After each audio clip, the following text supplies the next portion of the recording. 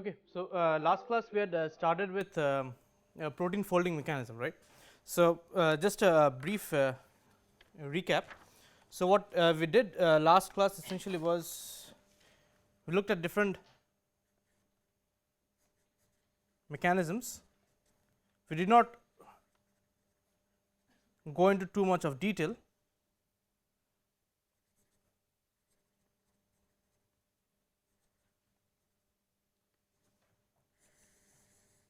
But we said that there were broadly three classifications. One was referred to as a framework model,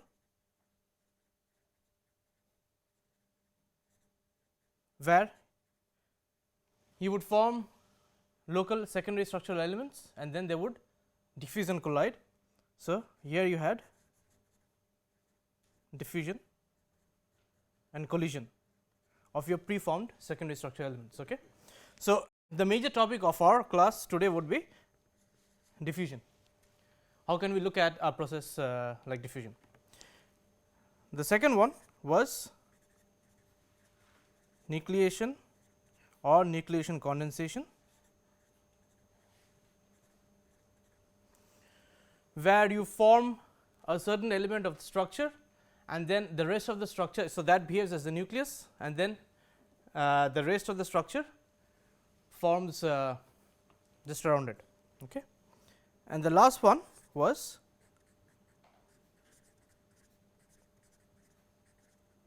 hydrophobic collapse, where in hydrophobic collapse you typically have a certain hydrophobic side chains, they would collapse to form a hydrophobic core and then essentially everything else would follow that event, right. So, after having said this, what we did was we started looking at the first one, which was the diffusion collision, and we said that in the diffusion collision or the framework model, and we said in the framework model, we have to look at the framework model. It is essentially based on the fact that you have certain micro domains, if you remember, certain micro domains. So, these micro domains would be your preformed secondary structural elements, maybe alpha helix, maybe beta sheet, maybe a mixture, right, does not matter. And then once these micro domains are formed, they would, what would they do? They would diffuse and collide, because just diffusion would not give you the final thing, they will have to collide, they have to stick together and then you get the final native structure. Okay. So, typical example of this if you would see would be myoglobin. So, myoglobin typically has this protein myoglobin, it has 8 alpha helices. Okay. So, that means you can consider each helix to be a microdomain, right, and once these helices form, then these microdomains they would diffuse towards each other, they would collide and they would give rise to the final form of myoglobin that you know. Okay. So, again essentially one of the biggest points in framework model is diffusion of microdomains, right. So, how do we how do we understand diffusion? Can we do we have some well defined laws? For example, in thermodynamics, right, you have first law, second law, third law. Now, diffusion is also what? Diffusion is related to kinetics. So, and those kinetics, kinetics would also be based on certain well defined laws. So, let us see what are some of those laws. But before we can go into that, we try to understand a term. So, we will start with diffusion, and what we will try to understand is a term known as flux, is a term known as flux. Okay. So, this is flux is a major component of diffusion and it is typically referred to as your flow of particles or fluids, right, and is represented by the symbol J, and is represented by the symbol J. Now, if you think about a flux, if you would wonder, think for a brief moment what flux can tell you. See, flux will be dependent upon two things. So, let me write down the expression.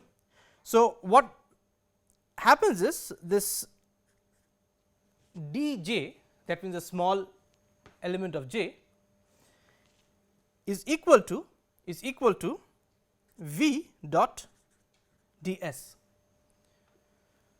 So, what you are looking at is dj, which is equal to a dot product of two vectors. The first vector is v is a vector, okay, and the next one is ds, where s is corresponds to certain surface area essentially, and that is another vector for you, right. And remember, when you have a dot product of two vectors, the final form you get is a scalar form, which is essentially your dj, right. Now, this dj is your change in flux, right. It is not your disk jockey, remember, right. Okay. That was a joke, none of you are smiling. Anyway, that is how jokes should be, right. So, how do we define v? So, remember, these are again vector quantities. Okay. So, v essentially can be written as your velocity of flow. So, v essentially is your velocity of flow. Now, it makes sense, right. If you are looking at a flux, you would definitely want to know at what velocity these things are coming out, your particles. So, that is definitely one component. And when these particles are coming out, they have to come out through a certain surface area or a certain surface. So, that S represents that area through which it is coming out. Now, if you consider a certain surface, a surface would be made up of very small elements ds, and hence if you would be integrating over the whole surface, what would you get? You would get the total flux, which is j, right. That is what you are trying to look at. So, this velocity of flow is essentially what? Its magnitude. So, v is the velocity of flow, its magnitude gives you the speed, its magnitude gives the speed, right. And then there is one more thing, is the other thing is its orientation.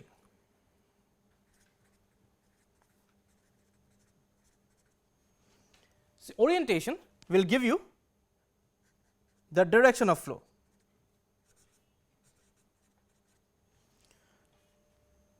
That means, v is very important from two aspects. One, its magnitude gives you the speed, and the second, its orientation gives you the direction of flow, like through which direction it is coming out, and that is v for you. Then obviously, the other component of this dot product is ds. I mean, let me write this one as equation 1. So, then what is ds? So, what is ds? So, this is how ds is defined. It is the size and orientation. It is the size and orientation of an infinitesimally small area element. Remember, this is the surface area we are talking about. So, this area essentially is a cross sectional area of your plane, because plane is 2D, right, through which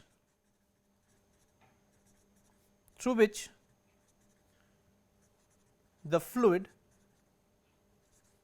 is flowing.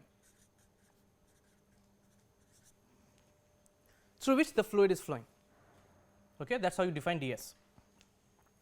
Now, how do we look at it? Essentially, your dj is a dot product. So, what you look at, the way you look at it is like this. So, say you have a plane. This is one way you can look at a plane, right. So, that means plane means you have a surface, you are putting a cross section area. It is like a planar cross section area. So, you can have it like this. So, that means this can be your S and this can be your V, okay, both parallel. Now, then see this plane. So, this plane is like this, right. This is your S, this is your V, right. Now, what you do is you move your plane like this, Okay, that means you change your direction of orientation or your direction of the velocity flow. That is what you are changing, right. So, it is not necessarily like this, your velocity can also be like this. So, that means you change your plane like this. But remember the way the S is defined, S, which is a surface area element, essentially the part of the surface area, ds is a surface area element, S is always defined as being normal to your planar surface. So, no matter where you change the plane, S is always taken to be normal. Okay. So, essentially what is changing? Then the moment you do this, you start giving rise to what? Angles between your S and V, right. So, then the other way you look at is, say for example, how do I do it? Okay.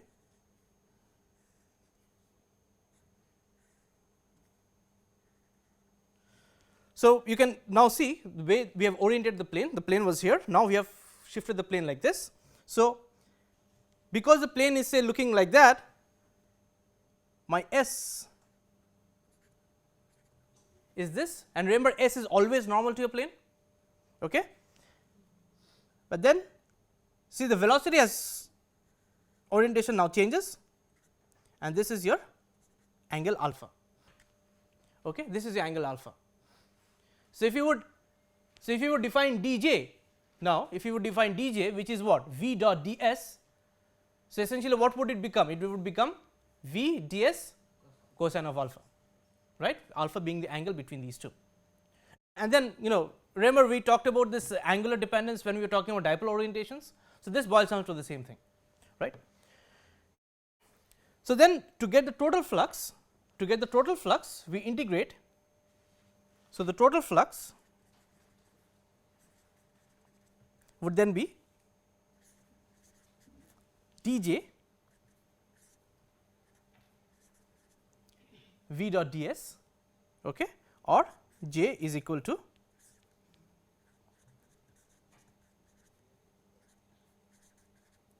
dot ds. So, what is the integration over? Your integration is over the whole available surface. Your surface is made up of ds, ds, ds, ds, right, like ds1, ds2, ds3, ds4 and so on up to ds infinity. And then once you integrate over the total surface, what you get is the total flux. Okay. Then how can one define j? I will come back to this, but how can one define j? J can be defined as the amount of flux or the amount of materials you have per unit area per unit time. Okay. So, that means j can be defined as the amount of material flowing per unit area per unit time. Now, this amount of material can be anything. The most direct one we in chemistry are concerned with is what? Concentration, right. Concentration is directly related to the amount of materials. It can be number of moles. What is concentration? Is moles per certain unit of volume, right. It can be just it can also be just moles, just it is the amount of material. It does not matter what units you take it in, whatever you do you will always get the same thing, which is the flux, which is J. Okay. So, this is how J is defined. Now, this was related to something known as a force field or a flow field. So, what we will now do is we will move away from this exact notation and we will try to simplify things and get a better idea of what flux is, okay, from a very practical example. So, that means the next point we discuss about is how to get an idea of flux, which is J. Okay. So, again we do the same thing. What we do is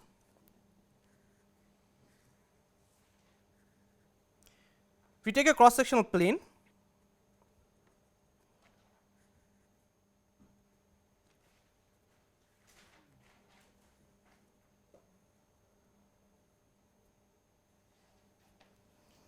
okay, and what we say is that the distance or the length of this edge is delta x, and we say that the plane has a cross sectional area A. The plane has a cross sectional area A. Okay. Now, we also say then that concentration of particles flowing is C. Concentration of particles flowing is C. Now, if your length element is delta x, if your cross sectional area is A, then what is your volume element?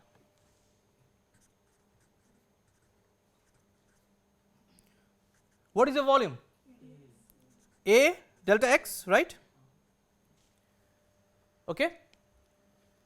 Now, if this is your volume, you are given the concentration which has say some moles per unit volume, then what is the total number of particles flowing through this volume? So, total number of particles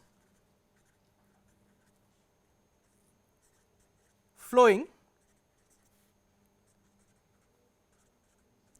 through the volume is given by, see, we are talking about number of particles, right, which is C times the volume, which is A, then delta x.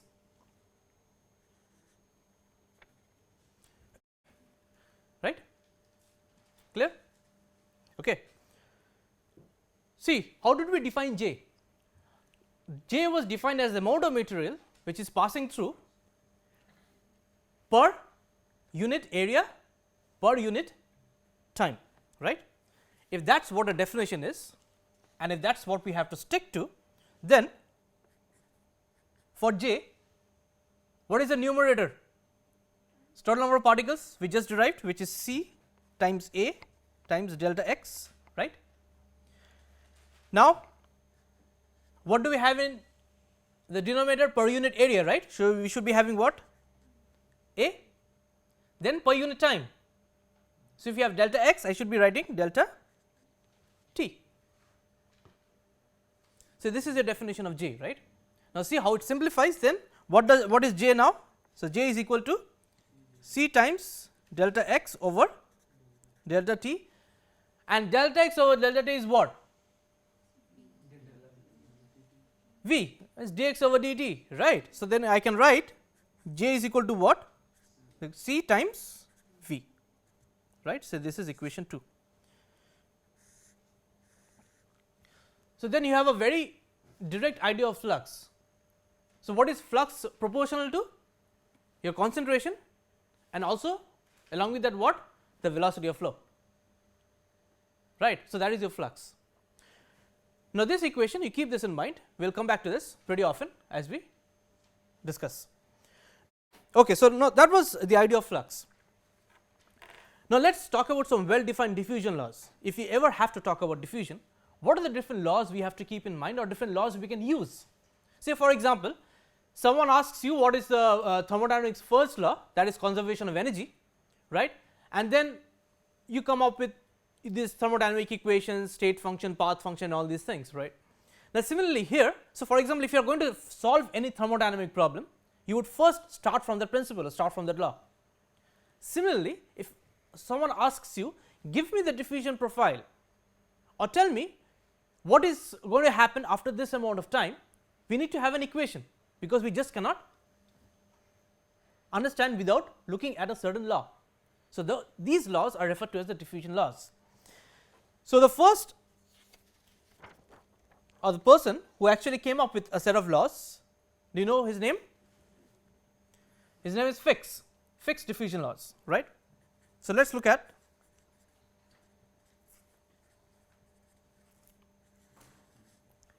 diffusion laws. So, Fick's said that your flux J is equal to minus d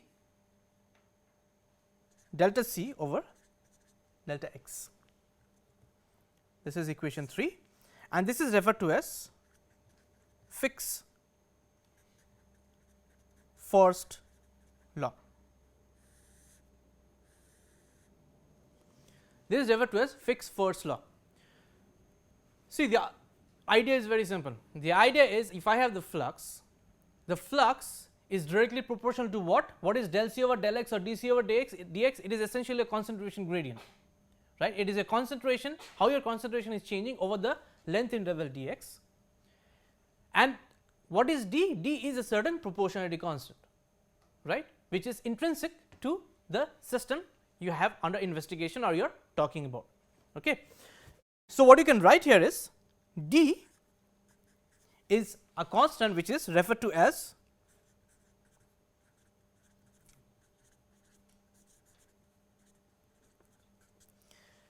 diffusion coefficient, okay, and del C by del x obviously is your concentration gradient.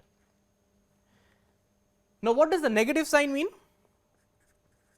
The negative sign implies where is your flow from? Your flow from is always a region where you have high concentration to a region where you have low concentration. That means, flow from high concentration to low concentration.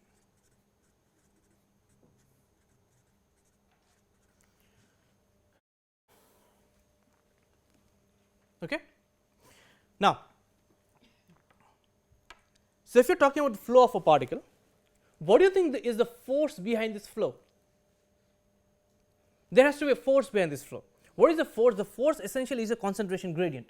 If there were no differences in concentration, or if there was no difference in concentration between whatever that delta x, that two points you are talking about, the flux, then there would not be any flow, right. So, that is typically what happens at equilibrium. That means, at equilibrium everything has matched out, equilibrium has been reached, that means there would no longer be any net flux change.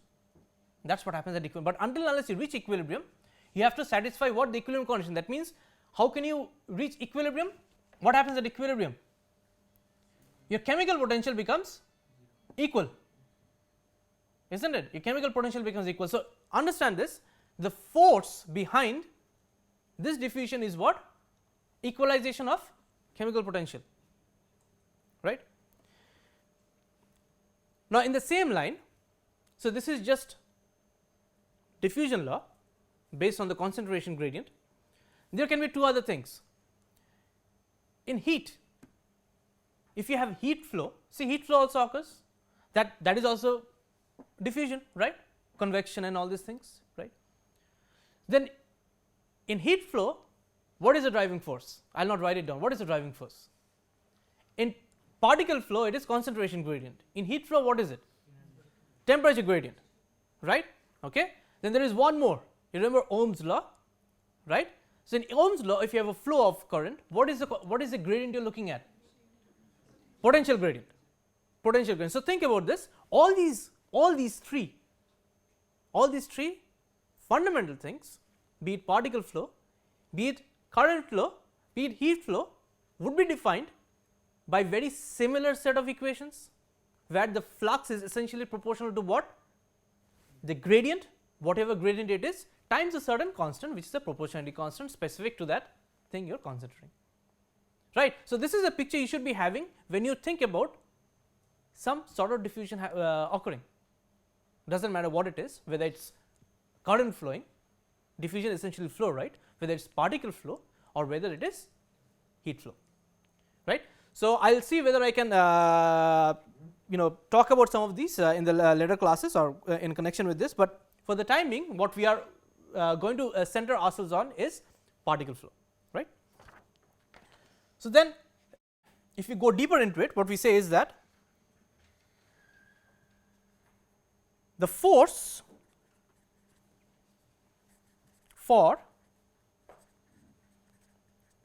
particle flow comes from the tendency of equalization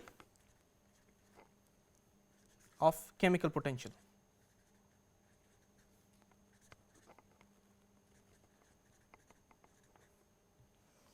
On the equalization of chemical potential, and we are talking about particle flow or concentration flow. Now, since we have already introduced now chemical potential, what we know is the chemical potential, say mu x, right, can be written as mu 0 plus k T ln C of x. See, I have taken k, I have not taken r. So, it is just what is the difference? It is difference by an Avogadro number, right. That is what it is. There you would talk more, this is per molecule essentially. Now, how would you relate force to chemical potential? So, think about this. When you talk about force, what is force? Force into distance is work, right. Now, remember, force is also equal to minus dV over dr. Do you remember? Force is defined as minus dV over dr. What is it? It is the potential energy gradient. Now, think about the dimensions. Force into dr is equal to V. V has energy units. So, essentially force is what? Force is derivative of energy. Okay? Right. Now, then think about this. If it is dV over dr, can we write force is equal to minus dμ over dx? So, that it was r is distance, here it is x, we are talking about one dimension. Now, if think about mu, which is chemical potential, it is essentially what? It is molar Gibbs free energy, right. Now, you are talking about energy again. So, this also has energy units. So, then what I can write is I can define force as, I can define force to be minus over d of x.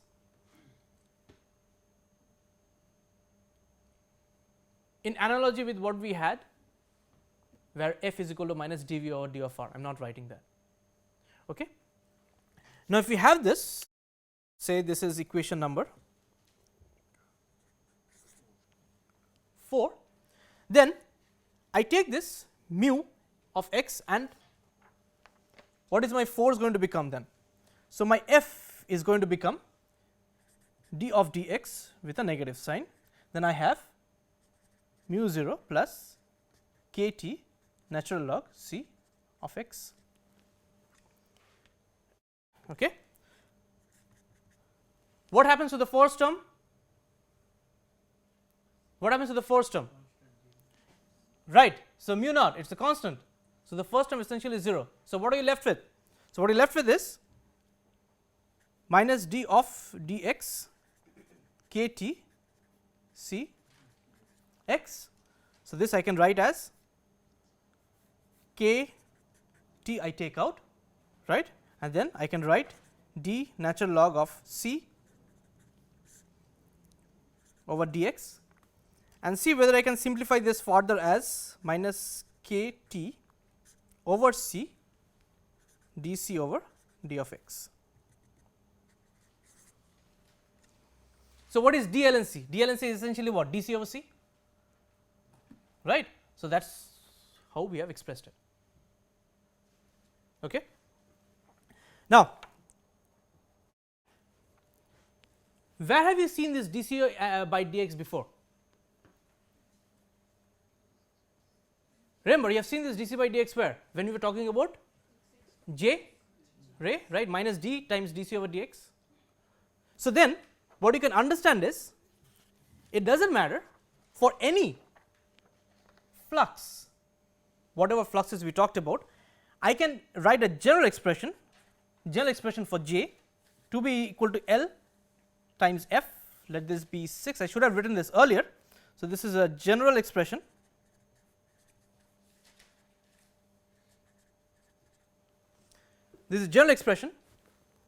for J, which is for flux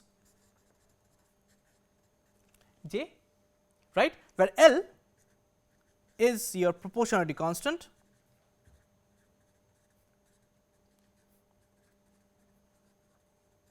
and F is the force causing the flow.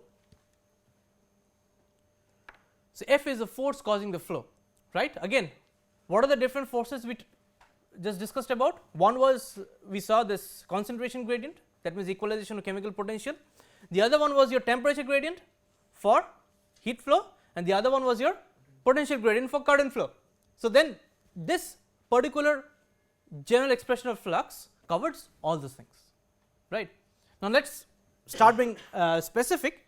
So, you look at the one we just derived, force, then I can say for particle flow then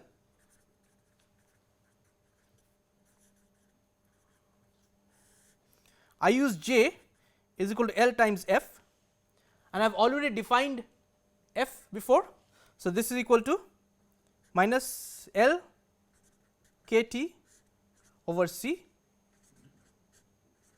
dC dx. This is equation number 7 for me. Okay. So, here you see, here you have an expression where J is equal to dC over dx times a certain constant or certain value, right. Compare this equation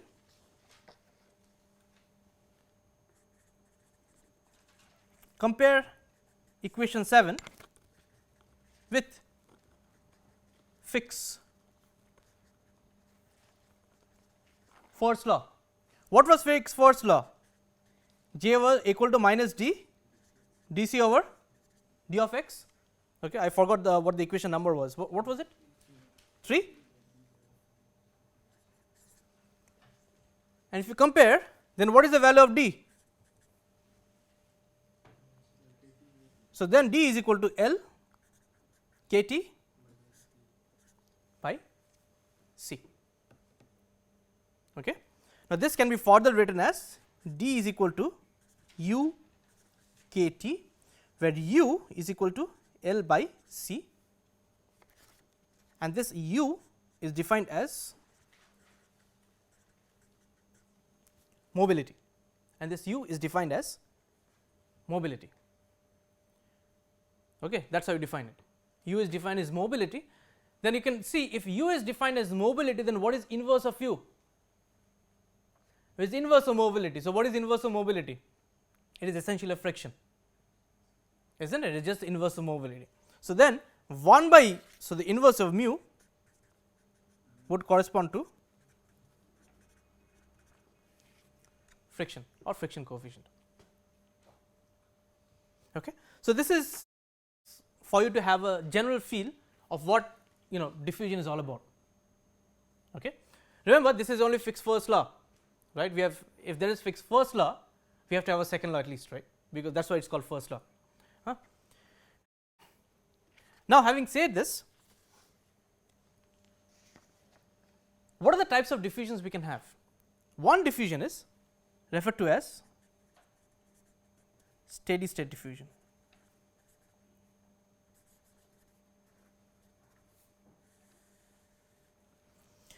Now, what do you mean by steady state diffusion? What I mean by steady state diffusion is concentration gradient is independent of time. Okay. So, if your concentration gradient is independent of time, and remember J is directly related to concentration gradient with via that proportionality constant d, which is the diffusion coefficient, then I can write schematically, if this is J right and this is J left, that means if this is the flux on the left hand side of this element and there is a flux on the right hand side, then if it is concentration independent, gradient is, I am sorry, time independent, I mean, then what should I write? I should write J left is equal to J right, and if I do that, then I can write minus d del C over del x left is equal to minus d del c over del x, right, because that is how you define j, right. D is constant. So, from here what are you going to get? From here what you are going to get is dc over dx on the left, dc over dx to your right. Then again what does it mean? The concentration gradient on the left hand side is equal to the concentration gradient on the right hand side, right. No matter how much time is elapsed, you still have the same concentration gradient. Okay. Right. So, this is referred to as steady state diffusion, and Fick's first law, as you can see that is what we have used, is essentially an example of steady state diffusion. Okay. So, Fick's first law is an example of steady state diffusion. Now, one more thing is, now suppose I have a concentration gradient which goes like this. Say this is C and this is x. Okay. So, say the concentration gradient is something like this. Okay. Now, when I talk about a concentration gradient, what am I talking about? I am talking about dc over d of x. Then essentially what am I talking about? I am talking about the slope of the respective what? How do you find the slope of a curve? You draw a tangent at that definite point, right. And remember your flux j is proportional to the concentration gradient. Okay. So, think about a point here, and say think about a point here. Here you have j 1 and here you have j 2. So, where is the flux more? Remember d is the same. So, where is the flux more? In 1, right, because what? The slope is more, dc, the gradient is much more than in case of 2, right. So, we can write j 1 is greater than j 2. So, if you would ever try to picture out what a flux is or what it should be depending on, this is what depends upon your slope of the curve, which is essentially your concentration gradient dc over d of x. Okay. So, that means if you are given if you are looking at a diffusion profile or diffusion flow, and if you want to know where the flux is greater, you simply draw a tangent, take the slope, I mean essentially take the slope of that point and you understand where the flux is more, essentially where the slope is more.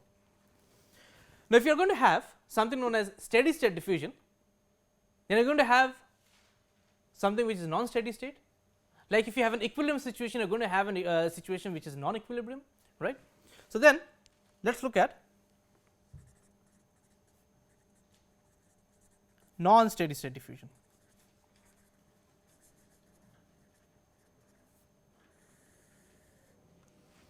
So, here the concentration profile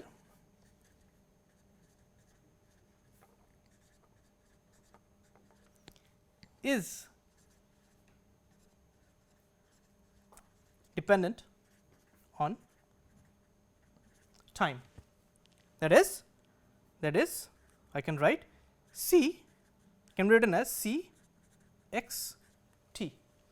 So, it not only depends upon the distance x you have travelled, I am talking about one dimension now, but it also depends upon the time that is elapsed, okay, from the moment you have started looking at it. So, then what it means is, again if you try to draw a schematic, say this is C, this is x, then I can have see different situations. Okay. So, this is T 3, this is T 2, this is T 1, say T 3 greater than T 2 greater than T 1. It just tells you that your concentration profile is no longer the same at whatever time you are considering. At T 3 you have a different gradient, you can see slope is different, right. At T 2 you have a different gradient, because the slope of the curve obviously gives you the gradient, and at T1 again you have a different gradient. So, this is a typical example, or this is a typical schematic of non-steady state diffusion. And non-steady state diffusion is the one which you are actually interested in, because remember, if you are having a diffusion, what will happen? Particles will flow, and if particles flow, then particles will flow from one place to the other. So, there will be a depletion in one case, that means particles would be missed from there, and there would be a population in one place.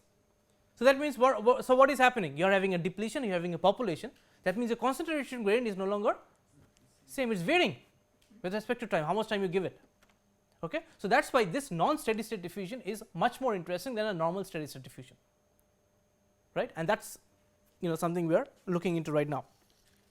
So, then if that is the case, how do we try to model non-steady state diffusion? What we say is, now before for steady state diffusion we were only interested in del C over del x or dC over dx, but now it is not only that, we know C is a function of x, but C is also a function of t now.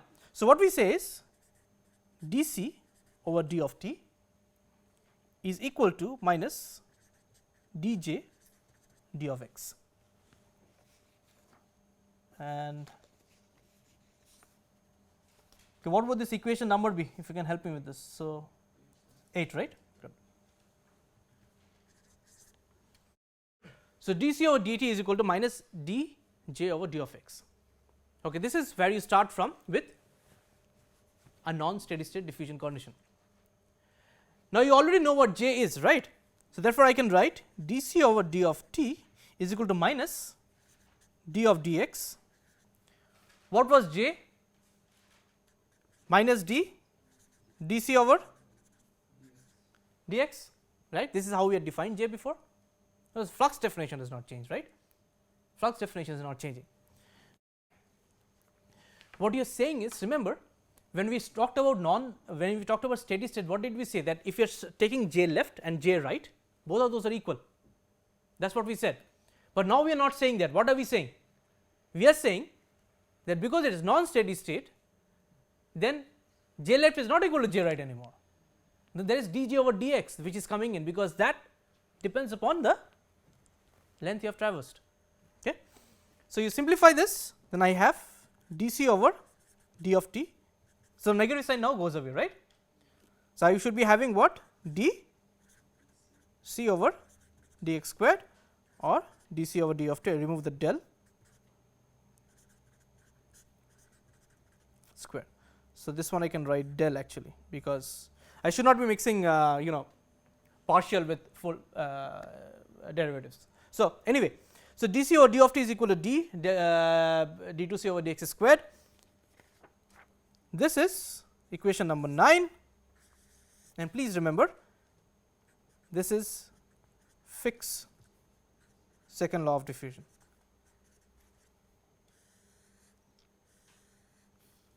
This is Fick's second law of diffusion. Clear? What is the assumption here? There is one small assumption we have taken when we derive this. Especially look at this stage and then we come here. What is the assumption? The assumption is d, right? D is independent of x, right? So, what is the assumption here? That d is just a constant, it has no dependence on x. That is why it is not differentiated. Okay. Good. So, this is your Fick's second law. Now, again, what does this Fick's second law say? What is a second derivative? A second derivative is essentially what? Your curvature. Second derivative is essentially a curvature of whatever curve we are looking at. Okay. So, what this law relates you to is, it does not relate you to the concentration gradient, right. What is your concentration gradient? Your concentration gradient is dC over dx, but what does it relate to? It relates you to the rate of change of concentration gradient, because rate of change is what? d dx of dC over d of x. So, then Fick's second law, what it does is, the second law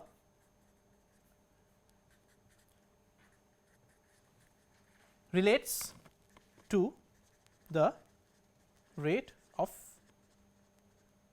change of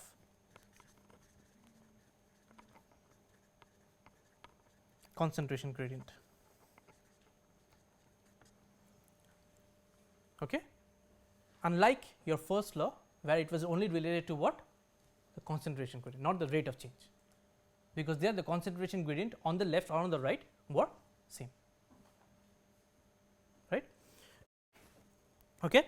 So, again if we try to understand it schematically, as I said that the second derivative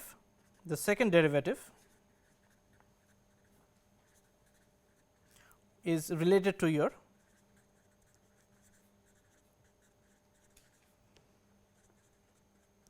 curve's curvature. The second derivative is related to your curve's curvature, okay. And keeping that in mind, let us look at three different situations, okay, because it is related to your curve's curvature. So, let us look at this one.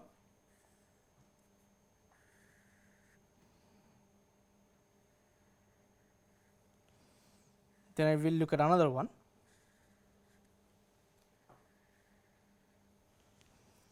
and then we look at another one.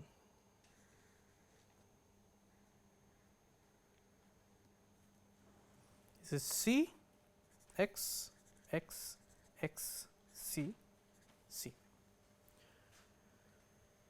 Okay. Good. Now, there are three different curves having three different curvatures, not exactly three different curvatures, there are three different profiles, I would say. Now, the first one, remember we are talking about d c over d of t is equal to d c over dx square. Okay. Now, the first one, what is the curvature? Is it positive or negative?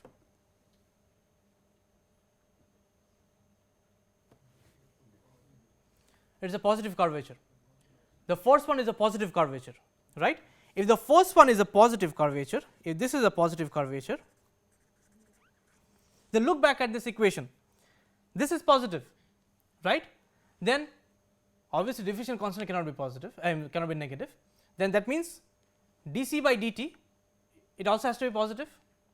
So, what does it mean? Then c and t should be going in the same direction, that means having the same sign. So, that means if c is increasing or if t is increasing, c is increasing and so on, right. So, then c go like this, t also goes like this, or the other way around. That means if t is decreasing, c is decreasing too. The sign convention has to be the same, only then you will get positive, that is it. Now, what of the next one? The next one would be having a negative curvature. So, here if you write it like this, here the curvature is like this. So, obviously say c increases, t decreases, or c decreases, t increases, t decreases and so on. Okay. Now, what are the last one? You have both, you realize that, right. See this, here it is positive and in this case it is negative. Okay. So, this is an example again where you have, this is just a schematic, this is an example where you have both the profiles coming in. Okay. So, again if you would think about the change in concentration with time, which is dc over dt, what would it relate it to? You would relate it to the curvature of the curve we are looking at. That is the take home point. Okay. So, before we wrap up the class, I will just tell you one more thing. So, if you look at Fick's first law or second law, we had only talked about one dimension, which is x or y or z. Here we have resorted to x. So, then in 3 dimensions,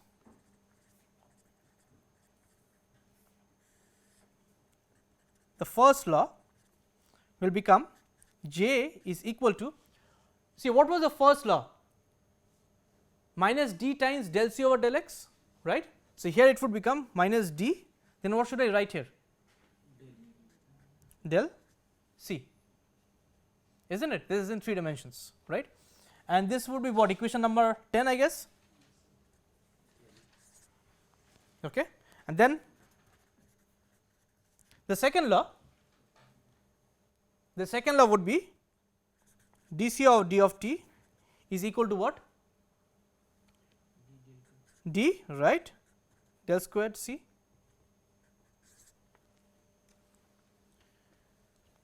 Where what is, do you know what this del operator is called? Del squared is Laplacian. What is del? Yeah, it is essentially something known as gradient, you know. Look this up, look up gradient of vectors and all these things. You will be having a much better feeling.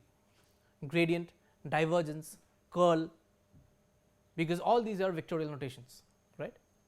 If you can relate it to this, those things, you will be having a much better feeling of this. Okay. So anyway, so del square is essentially what? If you have ever wondered, del square is essentially del dot del, isn't it? That's how you get del squared. What is del equal to? Del is del of del x with unit vector I plus del of del y with unit vector j plus del of del z with unit vector k, and if you are going del dot del, which is a dot product, then only I dot I, j dot j, k dot k, they stay, the other ones go out. So that is why you have del square over del x square plus del square del y square, del square del z square, and that is how it comes, right. So okay, so at least we have some idea of what the diffusion laws are, what they try to tell us. So next class what we will do is, see, when we are talking about diffusion, your particle is diffusing in the solvent, in the medium, but then when the particle is diffusing in the medium, it also, apart from this force of diffusion, which is the concentration gradient, it also experiences another thing. What is that? It experiences an opposing force. What is that? Dielectric constant is not a force. Which gives rise to what? Friction. That means in your solvent, if you would be able, if you would really want to picture it, you would have to bring in what? The frictional force too, and that friction force gives rise to, you can integrate it this, that means whatever j you have, or whatever del c by del t you have. What is del c by del t? It is essentially equal to minus del j over del of x, right. Now j would be having two components, one component is because of this concentration gradient, and the other component would be because of the frictional force, right. So these two you combine and you will get something which is known as the Smoluchowski equation. I do not know whether you have heard of that, but that is what we will look at in the next class. Okay.